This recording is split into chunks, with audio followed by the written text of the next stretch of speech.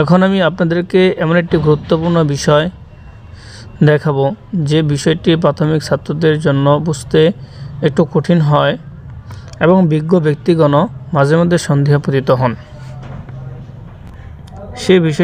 সেই বিষয়টি হলো ইসমে ইশারা এর পরবর্তী ইসমে ইশারার পরবর্তী শব্দটি কখন খবর হবে এবং কখন মুশারুন ইলাইহি হবে।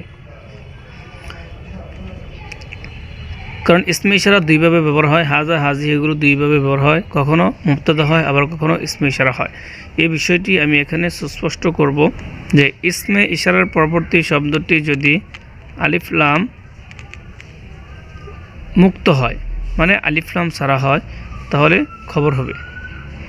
ইসমে ইশারার পরবর্তী শব্দটি যদি আলিফ লাম মুক্ত তথা আলিফ লাম ছাড়া হয়, তাহলে তা খবর হবে, মানে ইসমে ইশারার পরবর্তী শব্দটি খবর হবে। যেমন উদাহরণগুলো দেখেন, হাজা কিতাবুন, হাজা মুক্তদা কিতাবুন খবর, এখানে কিতাবুনটি আলিফ লাম মুক্ত, আলিফ লাম ছাড়া। মুবতাদা খবর মানে জুমলা ইসমিয়া খবর। এই জাতীয় যত শব্দ হবে হাজা হাজি জালিকা তিলকার পরে যত শব্দ আলিফ লাম মুক্ত হবে সবগুলোই সাধারণত খবর হবে। আমরা এখানে দেখি কয়েকটি ব্যবহার দেখি, যে 1 নম্বর হাজা কিতাবুন, জালিকা কলামুন, হাজিহি মাদ্রাসাতুন, তিলকা মাদ্রাসাতুন, এই সবগুলোই একই রকম তারকিব। দ্বিতীয় প্রকার হলো হাজা কিতাবুন জাদিদুন, তিলকা মাদ্রাসাতুন জাদিদাতুন।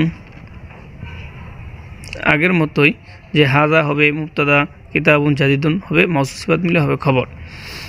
তৃতীয় নম্বর হলো হাজা কিতাবুর রশিদিন, জালিকা কিতাবুত তিলমিজি, হাজা কিতাবুত তিলমিজিন, এই জাতীয় শব্দগুলো একই রকম। এই সবগুলো ক্ষেত্রে দেখেন হাজা হাজি জালিকা তিলকার পরের শব্দগুলো কোনোটাই আলিফ লাম যুক্ত নয়, কোনোটি আলিফ লাম যুক্ত নয়, সবগুলোই আলিফ লাম মুক্ত।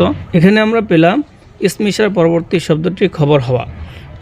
কি পাইলাম যে ইসমে ইশারা পরবর্তী শব্দটি যদি আলিফ লাম মুক্ত হয়, আলিফ লাম ছাড়া হয়, তাহলে খবর হবে, যে উদাহরণ সহ আমরা পেলাম। এখন হলো যে ইসমে ইশারার পরবর্তী শব্দটি যদি আলিফ লাম যুক্ত বা আলিফ লাম ওয়ালা হয়, তাহলে তা মুশারুন ইলাইহি হবে। ইসমে ইশারার পরবর্তী শব্দটি যদি আলিফ লাম ওয়ালা বা আলিফ লাম যুক্ত হয়, তাহলে তা মুশারুন ইলাইহি হবে। যেমন হাদাল কিতাবু, হাদা ইসমে ইশারা, হাদাল কিতাবু, হাদাল কিতাবু, হাদা ইসমে ইশারা, আল কিতাবু হলো মুশারুন ইলাইহি। ইসমে ইশারা মুশারুন ইলাইহি মিলে জুজুল জুমলা, কারণ ইসমে ইশারা মুশারুন ইলাইহি পূর্ণাঙ্গ বাক্য হয় না, বরং বাক্যের একটি জুজ হয়, এই জন্য জুজুল জুমলা। হয়তোবা কখনো মুবতাদা হবে জুজুল জুমলা, কখনো মুবতাদা হয় আবার কখনো খবর হয়। সাধারণত ইসমে ইশারা মুশারুন ইলাইহি মিলে জুজুল জুমলা মানে মুবতাদা হবে। পর দেখেন এই জাতীয় আরও উদাহরণ, হাদাল কিতাবু, জালিকাল কলামু, হাদিহিল মাদ্রাসাতু, তিলকাল মাদ্রাসাতু। দ্বিতীয় প্রকার হলো হাদাল কিতাবুল জাদিদ, এটা মাউসুফ সিফাত।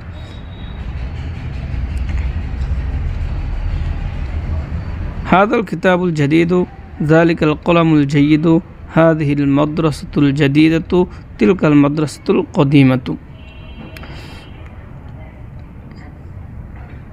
এখানে পাইলাম আমরা যে ইসমে ইশারার পরবর্তী শব্দটি আলিফ লাম যুক্ত যদি হয়, তাহলে তা মুশারুন ইলাইহি হবে, চাই ওয়াহেদক অথবা মুরাক্কাব হয়ে মাউসুফ সিফাত হোক। সাধারণত এই দুই সূরতই হয়, মুশারুন ইলাইহিটা দুই সূরতে হয়। 1 নম্বর আলিফ লাম যুক্ত হবে, 2 নম্বর আলিফ লাম যুক্ত মাউসুফ সিফাত হবে।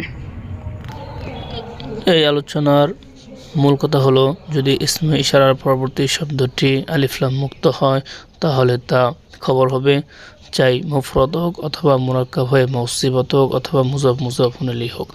আর যদি ইসমে ইশারার পরবর্তী শব্দটি আলিফ লাম যুক্ত হয়, তাহলে তা মুশারুন ইলাইহি হবে, চাই আলিফ লাম যুক্ত মুফরদ হোক অথবা আলিফ লাম যুক্ত মুরাক্কাব মাউসুফ সিফাত হোক।